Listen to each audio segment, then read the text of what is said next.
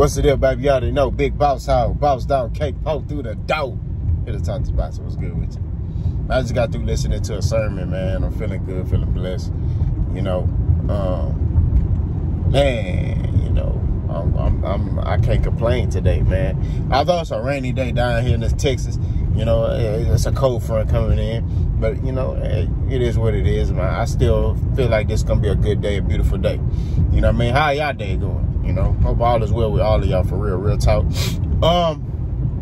Let's get to the meat potato of the situation. You know, Terence Crawford was stripped of his IBF belt. Now, I wasn't going to talk about this. I'm not going to lie, right? I wasn't.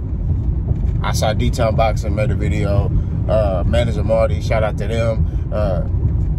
I saw, matter of fact, I was in the chat on Why Some Sports Media's live yesterday, right? And, you know, they was talking about that, you know, and I seen some bud buddies in there, you know, trying to talk about that Boots is a paper champion and like Errol Spence was, and, you know, all this other stuff, and, you know, media made, and, you know, so we gonna cook, right? So I gotta throw this disclaimer in there. We going live today or tomorrow. I'll let y'all know before I go live. And bud buddies are welcome. Smoke session. I'm gonna have a link. You can click that link and you can come on there and you can talk whatever you want to talk about your Lord and Savior, Terence Bud Crawford. Understand, better have your ducks in a row. That's just what it is. You better have your ducks in a row, because if your ducks ain't in a row, you getting cooked. And that's just what it is. All that fanboy talk, you bet, hey, I'm telling you, I'm telling you, man. But anyway, when you go to the IBF website, you see that the champion, they got Jambu Ennis, right? Those of you who don't know, Jambu Ennis was the interim champion at 147 pounds for the IBF, right? He was the #1 contender for that belt. He's been the #1 contender since Errol Spence had that belt. Right? I think last year he officially became the #1 contender for that belt. And if Errol Spence, basically, if he didn't fight Terence Crawford, he would have had to fight Jambu Ennis. And I think that was the game plan, you know, but they end up getting that Crawford fight made, right? So what ended up happening was Terence Crawford beat Errol Spence, and then Terence Crawford became the champion, right? Before that, right, when Errol Spence was the champion, Terence Crawford was saying things like, Jambu Ennis is a great fighter, you know, and, you know, if I win, you know, all the belts, I will fight him. That would be a fight. Y'all remember, he was on, I think he was on ESPN, First Take, when he said that. He was on ESPN First Take, one of them shows. They brought up Jambu Ennis, and he said, I will fight him. I'm going to find that interview, and I'm going to pull it back up. He definitely said that. He talked about Boots. Then, you know, after that, when the fight got made with Errol, you know, he's like, oh man, you know, we reached out to y'all didn't want to fight. It's like, nah, y'all didn't reach out to no Jambu Ennis.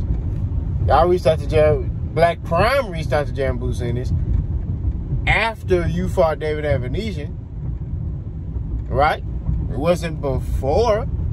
You know what I'm saying? You could have fought Boots, you know? But, you know, they want to try to spin stuff to make Terence Crawford look like this boogeyman, and he's not. I've been telling y'all this, man. The nigga's a great fighter, bro.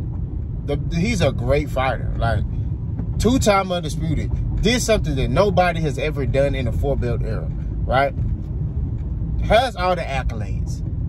But nobody's afraid. Nobody looks at Terence Crawford and says, I'm afraid to fight him. I don't see that. I see people do that when they look at Errol. That's what happened with Errol when Errol was coming up. People didn't want to fight him. They was like, nah, that man killing. Nah. They doing that with Boots right now. Now that Boots has a belt, you know, people might be more eager to fight him now because he has something, right? They might be more willing to take that risk. But you don't look at Terence Crawford and be like, I'm not going to fight him. Like, to this day, if I was a pro fighter and they said, who would you be willing to fight? I'm not going to lie to you. If they said fight Terence Crawford or Errol Spence, I'm going to fight Terence Crawford. That's if I was a pro fighter, if they said, hey, man, who would you want to fight? Terence Crawford or Errol Spence? Terence Crawford. Who would you want to fight? Boots or Terence Crawford? Terence Crawford. That's just what it is. Like, I'm not, nah. Errol breaking bone in people's face. People forget that. You know what I'm saying? The Dennis Ugas is not the same type of fighter he was because of Errol. So, people forget that. Yeah, Bud is phenomenal. He knock you out. He do that. But people come back and go on with their lives. They come back and they fight again and they rise back to the top. Name one fighter that fought Errol Spence that rose back to the top. I'll be patiently waiting. So, like I said before, it's principle the whole thing, man. Now, they're talking about Jambu Sinis's, you know, media made like Errol Spence. First of all, Errol Spence, like I told you, how's he media made when he had to force people to fight him? They didn't want to fight him. Y'all forget that, right? The people, the Sean Porters, the Danny Garcias, the Kell Brooks, they didn't want to fight him. Kell Brook didn't want to fight him. Kell Brook went up and fought Triple G, hoping to beat Triple G, so he could not have to fight Errol Spence. Because what was he saying? This is me true white, I feel stronger. Bah, a pair, this is me true white at 160. Right? Go watch those interviews he was saying. The dude was supposed to fight Errol, he go fight Triple G. Nobody can explain that. That wasn't a bigger, lucrative fight for him. You know what I mean? Well, I take that back. It was a more lucrative fight, money-wise, for him. We're going to keep it 1,000. That was a more lucrative fight, but it didn't make sense. You are 147 pounds. You skip 154 and go to 160 and fight the hardest puncher at 160 thinking you going to beat him. All right, Triple G in his prime? Now, granted, Kell Brook unlocked some stuff because after Canelo saw that Kell Brook fight, that Kell Brook and Triple G fight, he said, I want to fight him now. Because y'all remember, Canelo didn't want to fight Triple G at first. He was like, this nigga looking too good. Nah, pause. Nah, And then he saw that fight. He said, oh, okay. All right, bet. I could do that too. All right. But Kell Brook didn't want to fight Errol Spence. That's why he went and fought Triple G, hoping to beat Triple G. And then what he was going to do is probably drop that belt. And Errol Spence was going to, you know, either be granted the IBF champion or he was going to basically probably have to fight somebody else for a vacant IBF belt. You see what I'm saying? But a lot of these guys didn't want to fight Errol. There was the same thing that's going on with Boots when they saying, oh, he got to prove himself. And, you know, that's what they were saying about Errol. They didn't want to fight that man. So, where's the media made come from? He beat all his belts that he got, he beat people to get those belts. Understand that. Errol Spence took belts from people. They wouldn't give it to him. He took them. Now, Boots tried to do the same thing. Boots say, hey, you the champion. I'm the challenger. I want to take your belt from you. Let's do that. Crawford say, nah. I only want the big fights. Which I find it weird that, you know, he was complaining about how he got blackballed and he's doing the same thing to Jaron Boots Ennis. The Bud Buddies was crying, oh, they blackballing Terence Crawford, he don't want to know. Snot coming out their nose. You know what I'm saying? Tears down their chin. You know what I mean? They doing all that crying, right? He become undisputed. Now, oh, well, he don't have to fight Boots. I mean, what has Boots done? That's how you know. That's how you know they killing. That's how you know Boots is a threat. When they start trying to pull that, what has he done? I mean, what has he done in this sport? He hasn't done anything. I mean, yeah, that's when they start politicking. I mean, he hasn't done anything. You know, he hasn't done anything. That's when the politics come into play. It's ludicrous. You get what I mean? I don't understand how you can sit there and say, oh, Bud needs this opportunity, Bud this, Bud that. And then Boots, you know, the very thing y'all was complaining about, y'all do to Boots. It doesn't make sense.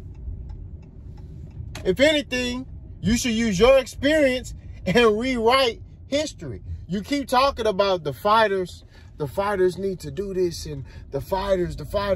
Well, Terence Crawford is a fighter, right? So what Terence Crawford needs to do, is rewrite history, man. He needs to set the way. He needs to be that guy that's the spokesperson for the fighters and lead by example. But guess what? Buddy Crawford is not going to do that. Because he's all talk. See, whoa, man. He wants to talk about, oh, when it's been, see, he wants to do what's beneficial for him. But, he doesn't want to do what's right for boxing. He should have fought Boots Ennis.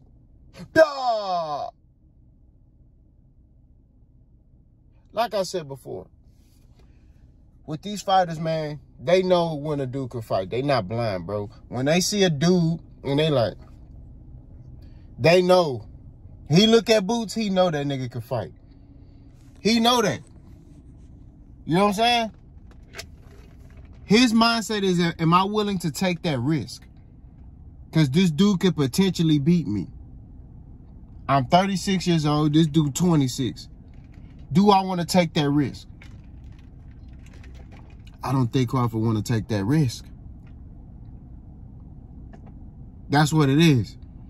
And you know, Boss had the same energy even when Errol was the champion. I said, if Errol can't make that Crawford fight, go to 154 or fight Boots. That's what it is. You know what I'm saying? Go pull up stuff. I said, hey, fight Boots. I still feel like Errol Spence and Boots is a bigger fight than Boots, Ennis, and Crawford. But at the end of the day,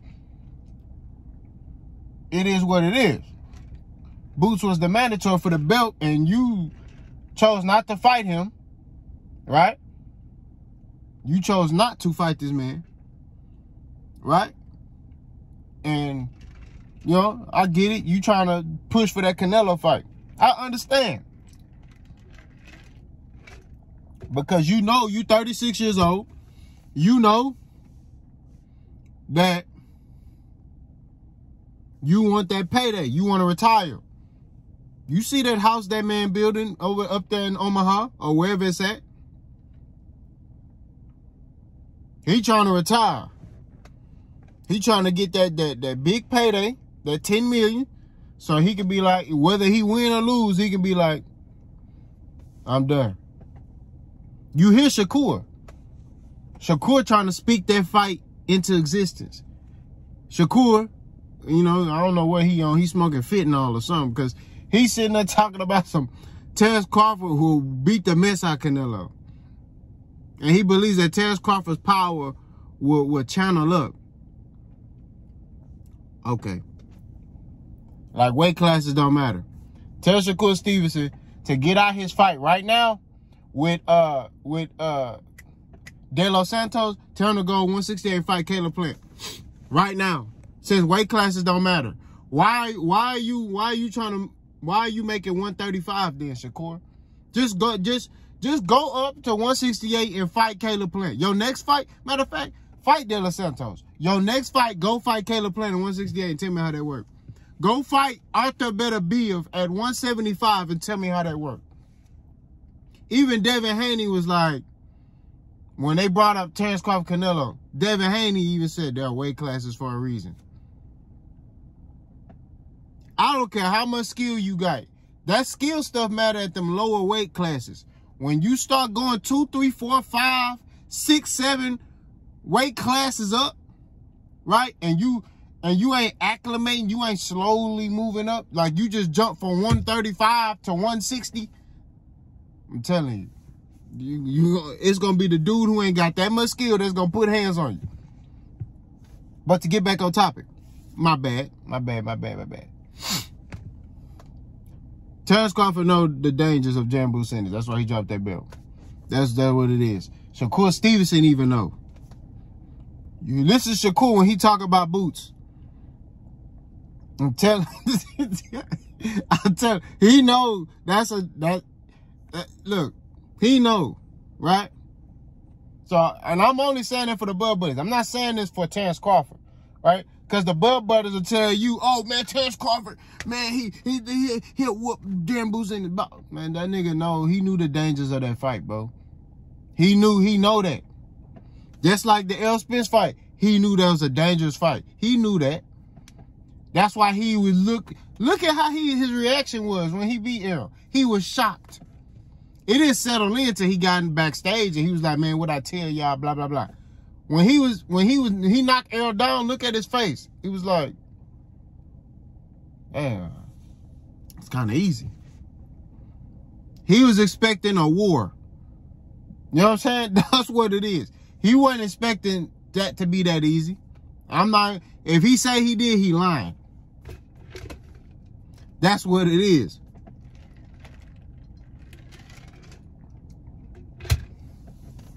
But we can talk about this on the live.